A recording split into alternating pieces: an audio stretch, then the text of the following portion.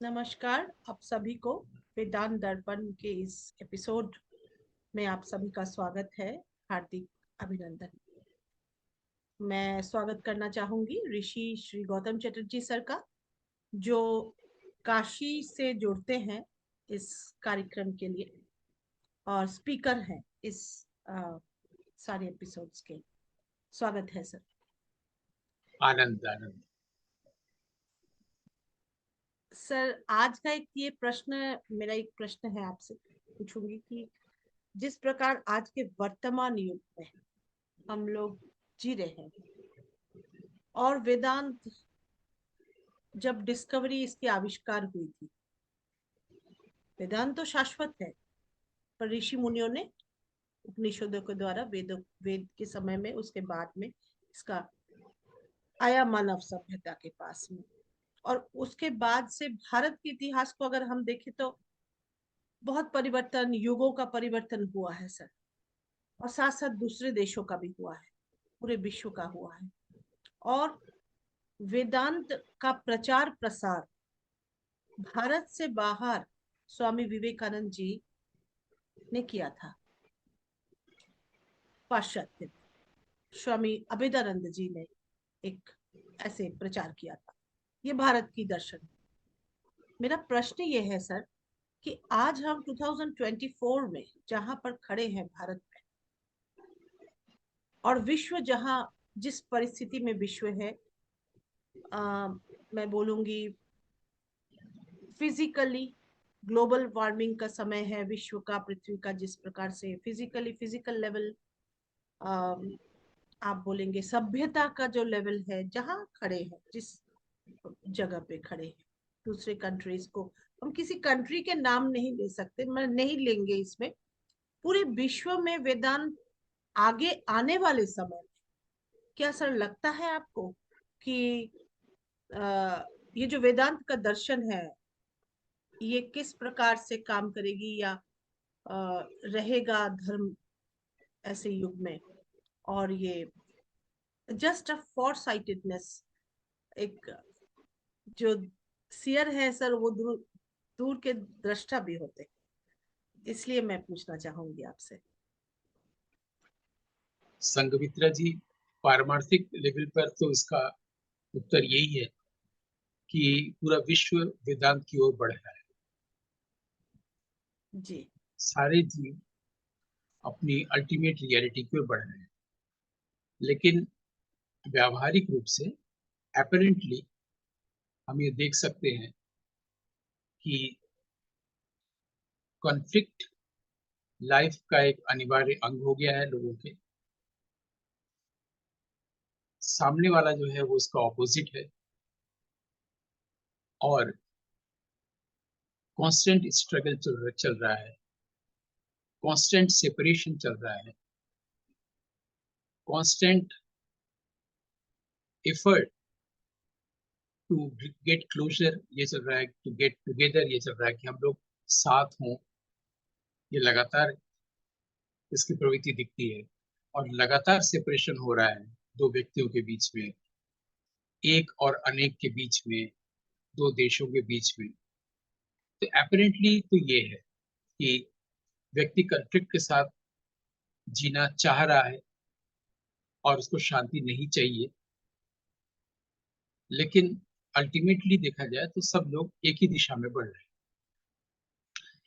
इसको थोड़ा सरल करके ऐसे समझा जा सकता है कि ये जो ब्रह्म है, जो ईश्वर है, जो आदमी का प्रोजेक्शन नहीं है, वो प्रत्येक जीव को स्पिरिचुअली एनलाइटन्ड होने के लिए हर वक्त हेल्प कर रहा है,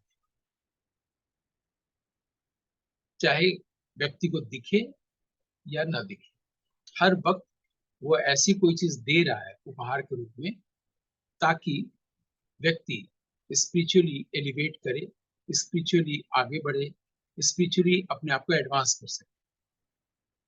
और ये जो मदद आ रही है उसके जीवन में, वो दुख के रूप में भी हो सकता है, सेपरेशन के रूप में भी हो सकता है।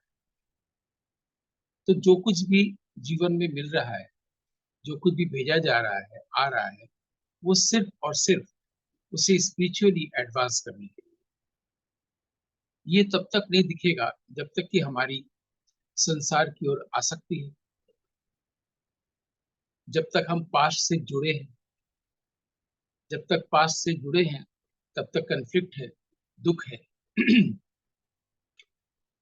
और पास्ट जो है नहीं, पास्ट जो पास्ट हो गया है, PASSED, जो है नहीं, फैक्ट नहीं है, उससे हम नए तरीके से देखना नहीं सीख रहे हैं।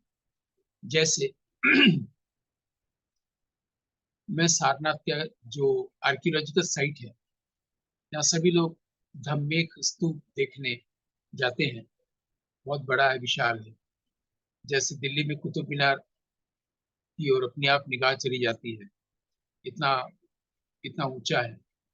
जैसे आगरा में ताजमहल की ओर निगाह अपने आप पहुंच जाती है, इतना ऊंचा है। उसी तरह धम्मेक स्तूप जैसे एक और स्तूप सारनाथ में हुआ करता था। एक का नाम है धम्मेक स्तूप, एक का नाम है धर्मराज्य का स्तूप। लोगों के भीतर का जो लस्ट है वो एक एक ईंटें खोल के लोग ले गए।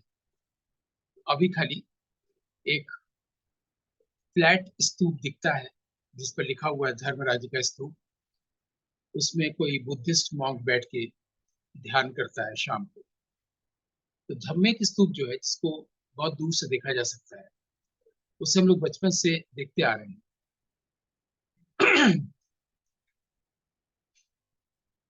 एक दिन ध्यान गया, जैसा कि मेरे साथ होता है, मैं ध्यान कर नहीं पाता हूँ। ध्यान करने जाता हूँ तो ध्यान, पता चलता है कि ध्यान करने की चीज नहीं है, ध्यान जाता है या ध्यान दिया जाता है। तो मेरा ध्यान गया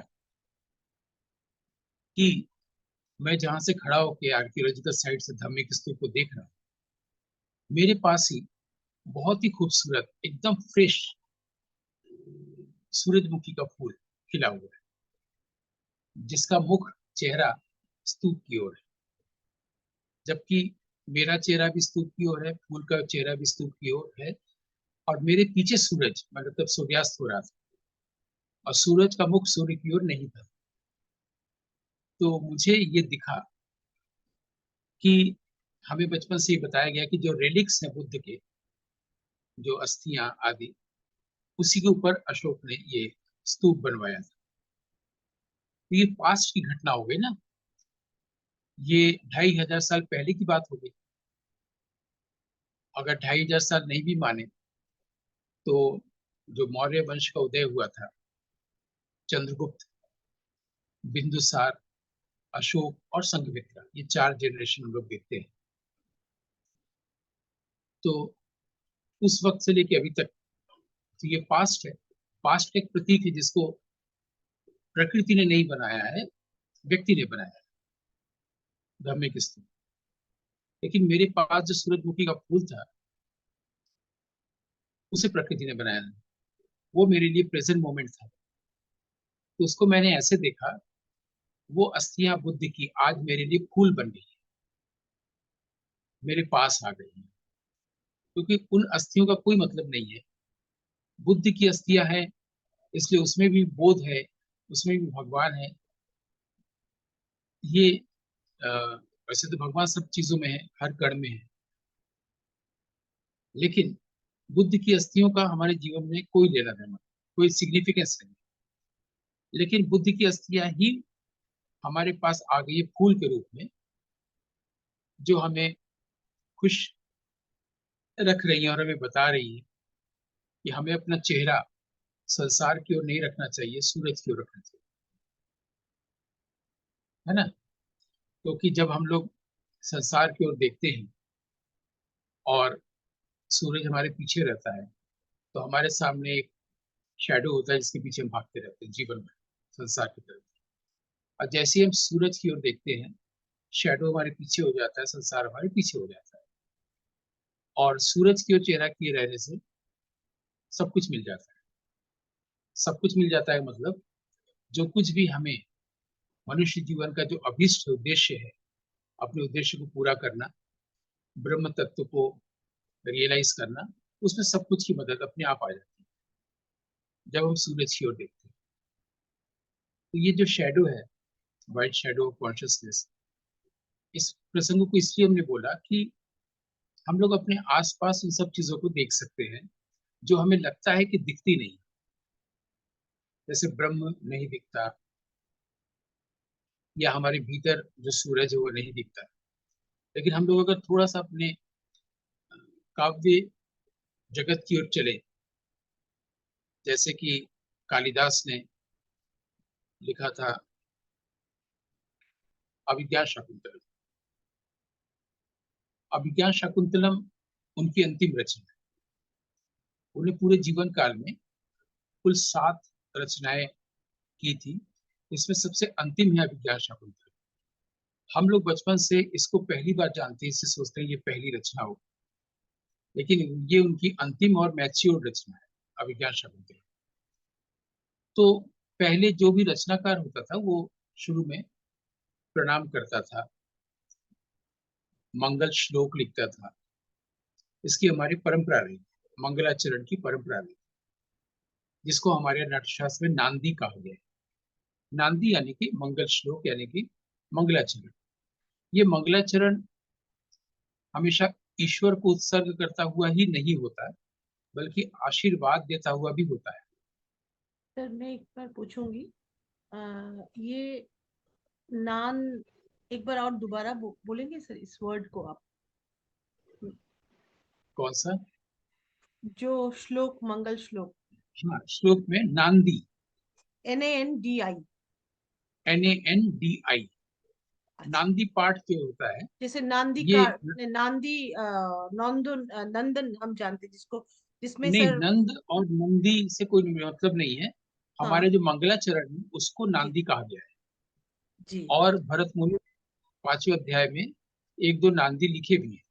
तो नांदी पाठ करता है सूत्रधार नाटक शुरू होने से पहले। नांदी ही मंगलाचरण। जी। मंगलाचरण यानी मंगल श्लोक। श्लोक। और ये कोई भी आप डांसर डांस प्रस्तुत करती है हम्म तो पहले हम्म हम्म। अ, मंगलाचरण मंगलाचरण। करती है। कोई गायिका भी कोई भी करेगा, कला की वंदना दुनिया में माँ करते हैं जी। सरस्वती जी। वंदना है। और द तो इन्वोकेशन।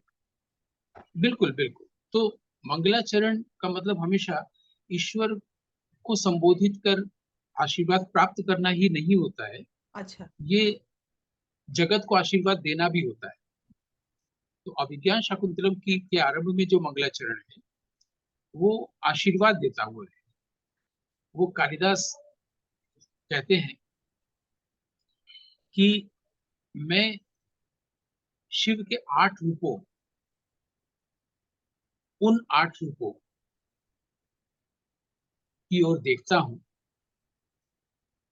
ऐसे शिव के 8 रूप आप सबकी रक्षा करें, आप सबको प्रसन्न रखें। यहां से बात शुरू होती जी। है ना। तो कालिदास भी शिव की आराधना से शुरू करते हैं, अभिनव गुप्त शुरू करते हैं। कोई कृष्ण से करते हैं, कोई विष्णु से करते हैं। ठीक है। तो ये जो शिव के 8 रूप, उन्होंने शिव के 8 रूप बताए।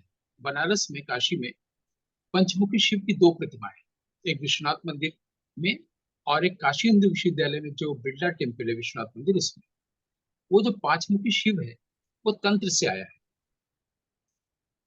कि शिव के 5 चेहरे हैं। तो उसमें शैविज्म, शैव ग्रंथ में बताया। लेकिन यहाँ पर कालिदास कहते हैं शिव के 8 रूप, ये जो रूप है ये आपकी रक्षा करे, आपको प्रसन्न रखे, ये मंगलाचरण है। मैंने हम सबकी रक्षा करे ना, कि कालिदास कह रहे हैं कि मैं वंदना करता हूं उनकी, ये नहीं कह रहे।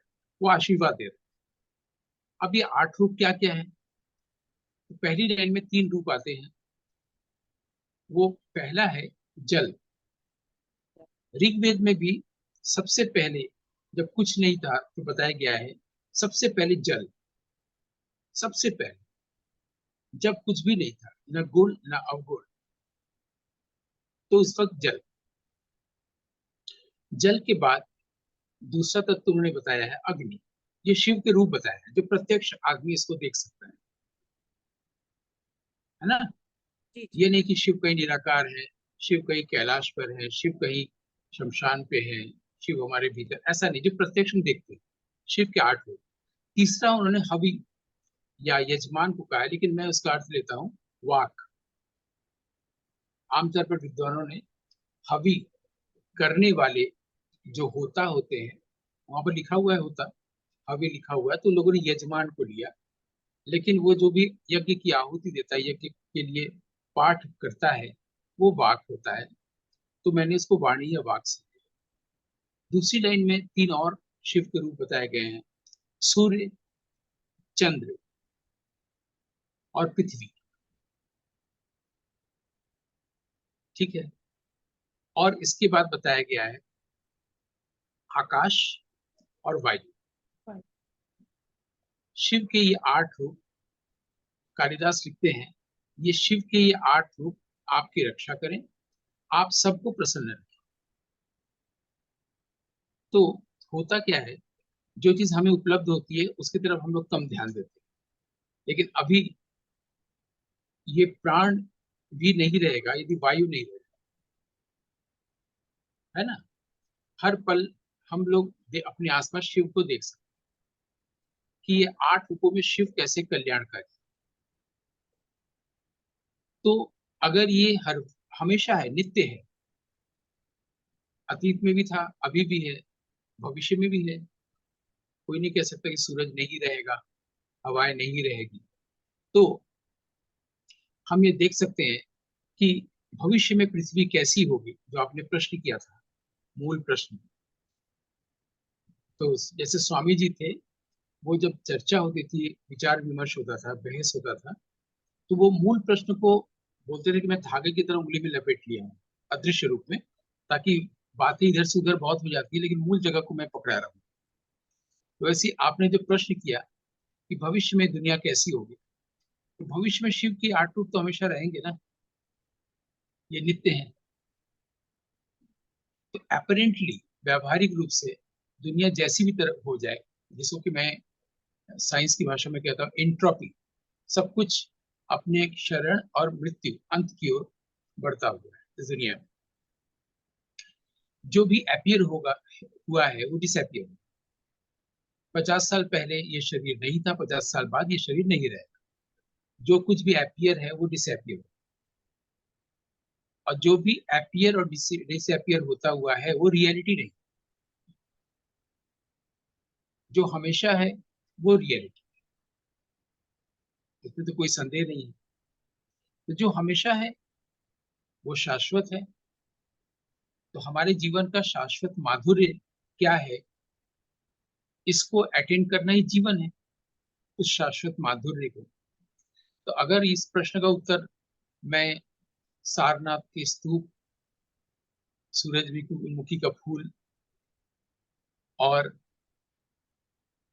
कालिदास के मंगलाचरण से दे सका, तो फिर अच्छी बात है। लेकिन अगर ये स्पष्ट नहीं हुआ है तो हम लोग थोड़ा और आगे बढ़ सकते हैं। अब आप ही बताएंगे। जी सर, आपने आ, एक जनरल आंसर मिला है मुझे, एक जनरल उत्तर मिल गया है उस प्रश्न का। जो प्रश्न था उसका जो उत्तर मुझे मिल गया है, लेकिन जो आपने सर बोला उसके बीच बीच में कुछ प्रश्न मेरे मन में आई अभी। बिल्कुल, आप उसको पूछ सकते हैं। जैसे सर आपने अभी बोले थे कि जो तत्व, पानी माने जल, फिर उसके बाद में अग्नि, ये तत्व माने पंच तत्व, मतलब जैसे जैसे आपने बोला, और उसको आप पंचतत्व और 3, 8 को उन्होंने शिव के 8 रूप बोला है। 8 रूप बोला है ना सर। तो मुझे लग रहा है यही है, माने उस समय उनको जो उपलब्धि हुई उन्होंने उसको प्रस्तुत किया, जो आप कह रहे हैं जो है। तो सर इसका मतलब शिव के रूप है, अर्थात शिव है, शिव के रूप है, मतलब शिव जल शिव है, अग्नि शिव है ना। हम लोग शिव को मंदिर में पूजा करने जाते हैं ना, लेकिन जी हमारे आसपास ही तो उपलब्ध है। जी जैसे वायु हमारे पास उपलब्ध है, आकाश हमारे आसपास उपलब्ध है, तो शिव हमारे पास में है। जी, प्रश्न सर मेरा ये है कि ऋषि मुनि या साधक जो भी आए भारत भारत में ऐसे, जैसे सर मैं एक गाती हूँ उसमें, वो है ना निर्वाण षटकम, उसमें आदि शंकराचार्य जी ने यही बोला है कि मैं वायु नहीं हूँ, न वायु पंच वायु, न चिदानंद रूप शिवोहम शिवोहम। ये मुझे लगता है वो जो साधक है आदि शंकराचार्य, ये उनकी उपलब्धि है। और उपलब्धि जब हो गई कि मैं कौन हूँ, मैं पंचकोश नहीं हूँ, उसमें है सारा। तो तो फिर सर ये क्या है, ये दूसरे साधक की उपलब्धि है, ये आपने जो बोला वो दूसरे साधक की, इसको हम ऐसे समझेंगे? मैं तो उत्तर दे रहा था आपके प्रश्न का बुद्ध की ओर से और कालिदास की ओर से, कि आगे की दुनिया कैसी रहेगी, जी मैं उसके बारे में कैसे अनुमान लगाता। जी जी, उस कॉन्टेक्स्ट में, जी तो जी मैंने कहा कि बृहत्तर अर्थ में, पारमार्थिक अर्थ में, अल्टीमेट अर्थ में ये हमेशा ही है जी जो नित्य है। और व्यक्ति अगर चाहता है कि शांति कहाँ है, आनंद कहाँ है, तो उसको ढूंढ सकता है। जी व्यावहारिक रूप से और एपरेंट रूप से हम लोग देखते हैं कि चीजें नष्ट होती हुई हैं, अंत की ओर जाती हुई हैं। व्यक्ति कन्फ्लिक्ट में रहना पसंद करता है, भले ही वो शांति की बात करता हो, लेकिन उसको कन्फ्लिक्ट पसंद है। हम कांस्टेंट सेपरेशन देखते हैं दो व्यक्तियों के बीच में। हम कांस्टेंट देखते हैं कि कम अलोंग टुगेदर, हमेशा साथ रहने की प्रवणता लोगों में देखते हैं। ये कांस्टेंट है, लगातार साथ रहना, साथ रहने का आग्रह, लगातार सेपरेट होने की त्रासदी। ये क्यों? ये प्रकृति तो है। हाँ, ये टेंडेंसी है। जी तो ऐसा क्यों है? क्योंकि जब भी दो होगा, डुअलिटी होगी, तो कॉन्फ्लिक्ट होगा, तो आदमी कॉन्फ्लिक्ट में जीने में एक्स्टम्ड हो गया है। लेकिन वो थोड़ा अगर वो ध्यान ना करे और ध्यान दे, तो देखेगा डुअलिटी एग्जिस्ट ही नहीं करता है। ये सुनने में थोड़ा अजीब लगेगा, लेकिन थोड़ा जी सा जी है। ये फैक्ट दिखेगा, डुअलिटी नहीं दिखेगा। पहली बात है कि डुअलिटी नहीं होता है, फैक्ट होता है। जब फैक्ट होता है तो दो नहीं होता। बिल्कुल। जैसे कि मैं वायलेंट हूं,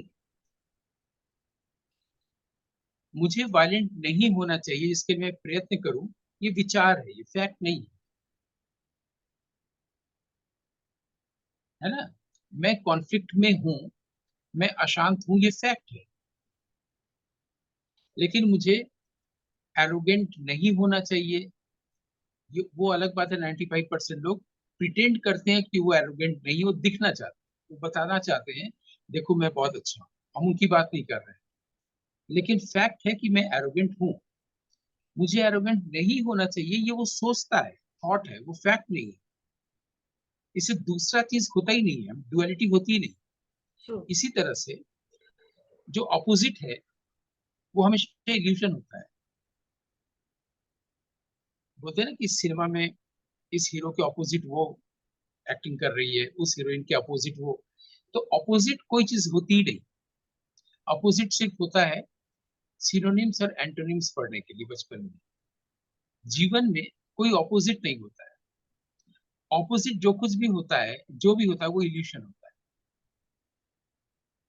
अब ये सब कुछ ऐसे सूत्र वाक्य जानबूझ के बोले जा रहे हैं कि लोग इसी गहराई में उतरे, क्योंकि लोगों को परहेज है। 95% लोगों को परहेज है। वो सीरियस चीजें नहीं चाहते हैं, डेप्थ में नहीं जाना चाहते, वो सुपरफिशियल चाहते हैं कि बस अभी है और अभी नहीं। ऐसी चीजें देखना, ऐसी चीजें सुनना। तो फिर जाहिर है कि उनको वेदांत की बात क्यों अच्छी लगी, बिल्कुल। है ना। लेकिन जानबूझ के ये बोला जाता है कि कान में पवित्र चीजें जाएं और उसको भीतर से पवित्र करना शुरू करें, ताकि वो सुपरफिशियल न रह जाए। उसको पता नहीं चलेगा कि ये सारी चीजें उसके अच्छाई के लिए की जा रही है। ट्रू। उसका कॉन्फ्लिक्ट नहीं रहेगा, उसके भीतर की अशांति नहीं रहेगी। वो दुनिया के जिन चीजों को लेकर खुद परेशान हो रहा है, अब वो परेशान नहीं होगा। ऐसा यही है। किसी भी चीज को हाँ लेके बहुत ज्यादा गहराई में जाया जा सकता है, लेकिन हाँ मुझे लगता है कि जो विषय आपने उठाया वो इतने से ही समझा जा सकता हाँ सर, ये बिल्कुल क्लियर है आपने जिस प्रकार इसको व्याख्या किया है। अ, दरअसल सर, आज विज्ञान का युग है। उस समय विज्ञान इतना उन्नत नहीं था, 100 साल पहले भी इतना उन्नत नहीं था। है। भारत के बाहर का विज्ञान उन्नत नहीं था, भारत में विज्ञान उतना ही उन्नत था जितना कि ज्ञान, क्योंकि जी। भारत में विज्ञान का मतलब होता है विशेष ज्ञान या विविध ज्ञान। हम्म, जी जी अगर कोई बिल्कुल। ऋषि गणित में अपनी अपना योगदान दे रहा है तो उसका विशेष ज्ञान है। हम्म, और दिखते हैं कि कात्यायन ने महर्षि पाणिनि के अष्टाध्यायी पर भी कमेंट्री की है, और गणित के शून्य सूत्रों की भी की है, तो विविध ज्ञान था उनके पास। ये विज्ञान है। सर कहने का अर्थ ये कि भारत में था, पर भारत के बाहर जिसको विज्ञान कह रहे हैं हाँ हाँ, वो ये है कि जो विज्ञान है उसको प्रूफ की शक्ल देना, वो विज्ञान। बिल्कुल। Implementation, usage and proof. वो धीरे धीरे आगे बढ़ा है। And proof. पहले किसी ने कुछ कहा, फिर उसको दूसरे व्यक्ति ने सुधारा। जैसे पहले कोपरनिकस ने कहा सूरज पृथ्वी की परिक्रमा करता है, गैलीलियो ने उसको करेक्ट किया कि नहीं, पृथ्वी सूरज की परिक्रमा करती है। धीरे धीरे विज्ञान ऐसे ऐसे आगे बढ़ा। फिर लॉज ऑफ मोशन आए न्यूटन का, क्लासिकल फिजिक्स से हम लोग फिर आइंस्टाइन तक आते हैं, फिर आइंस्टाइन के बाद क्वांटम फिजिक्स में जाते हैं। ये विज्ञान का बाहर हुआ, जिसको हम विज्ञान कहते हैं। भारत में क्या है, पहले विज्ञान है फिर ज्ञान। जब जी। तक विज्ञान नहीं करेंगे तो ज्ञान नहीं होगा। हम जब माचिस की सिलाई या सलाई को इसको ऐसे रगड़ेंगे तो लाइट निकलेगा। ट्रू। तो हम लोग कर्म करेंगे तो ज्ञान का अभ्युदय होगा। ये पहले विज्ञान है फिर ज्ञान है, वरना ज्ञान छुपा हुआ है, बिल्कुल बिल्कुल सर। कवर्ड है। भारत के बाहर है कि जो पहले से ज्ञान सुना हुआ है इंद्रियों द्वारा, इंद्रियों द्वारा उसको प्रूफ करना विज्ञान। ये बेसिक डिफरेंस जी सर, बहुत ही लाभदायक रहा आज का ये सेशन। मैं पूछना चाहूंगी कुछ और चीजें, जैसे आज की सभ्यता में हो रही है मेंटल डिसऑर्डर्स, और इतने सारे वो सब पहले भी था, पर आजकल ये सामने आ रही है क्योंकि लोग कॉन्शियस हो रहे हैं। लोग कॉन्शियस हो गए हैं, इस पर, इसके ऊपर जागरूक हो गए हैं। और है। हेल्थ को आई लेकर, मेंटल हेल्थ को लेकर जागरूक हो गए। मेंटल हेल्थ को लेके जागरूक हो गए हैं। और विज्ञान की शाखा के द्वारा, माने जो ये शाखा है साइकोलॉजी का, उसके द्वारा बहुत सारे टेस्ट करके उसको डिटेक्ट किया जा रहा है, उसको वही प्रूफ हो रहा है उसका, फिर उसका इलाज हो रहा है, उसका टेस्ट एग्जामिनेशन हो रहा है। तो इस पर काम चल रहा है मानव सभ्यता में। तो इस पर आज जो मेन मूल मुद्दा है सर, कि जो आई और मी, मैं चाहूंगी नेक्स्ट एपिसोड में आई और मी केंद्रित हो गया है आज का मानव समाज। और that also comes to some extent, उसको कहा जाता है डिसऑर्डर, एक नार्सिसिस्ट ऐसा कुछ है, disorder of, I am sorry, NOD या ऐसा कुछ उसको कहा जाता है। हर एक मेंटल डिसऑर्डर का नाम वो है, कॉइन किया हुआ है नाम।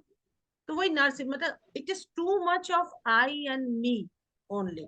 एंड आई मीन्स वही बॉडी, वही वही चीज टोटल मिला करके मानव सभ्यता। एंड ऑल्सो ये जो आज सोशल नेटवर्किंग आ गया है, और मैं वही विज्ञान में क्यों बोल रही हूँ सर, तो इस काल ये जो सभ्यता बन रही है, बन चुकी है, इस पर दौड़ रही है दुनिया, आ, ये किसका प्रतीक है, और इसमें वेदांत की कितनी आवश्यकता है? क्योंकि वेदांतिक दृष्टि में देखना बहुत जरूरी है। क्योंकि सर वेदांत की ही पावर, आवश्यकता है। पावर जी, क्योंकि मतलब थोड़ी सी क्षुद्र बुद्धि में मुझे जो जो कभी कभी अंदर से एक इंट्यूशन आता है कि पावर जब ज्यादा पावरफुल हो जाते हैं इस तरह से, उस पावर का मिसयूज करते करते, जो सृष्टा है उनको तो नहीं कर रहे हैं, खुद को, मी को ही कर रहे हैं। अहम ब्रह्मास्मि भी नहीं मान रहे हैं। उस बॉडी माइंड एंड अपने उसमें उस लेवल पर ही आई एंड मी है, रिलेशनशिप्स भी उसी में टिका हुआ है, कभी टिकता है कभी नहीं। तो this is how the world is today. तो मुझे जो लगता है सर कि ये भी विनाश के तरफ, अगर वेदांत को ना अपनाया जाए या धर्म को ना अपनाया जाए, सही धर्म को ना अपनाया जाए, तो मुझे लगता है, तो इस पर सर जानना चाहेंगे सर आपसे, इसके ऊपर। मिलते हैं अगले एपिसोड में। आभार सर, आप। नमस्कार। आनंद आनंद।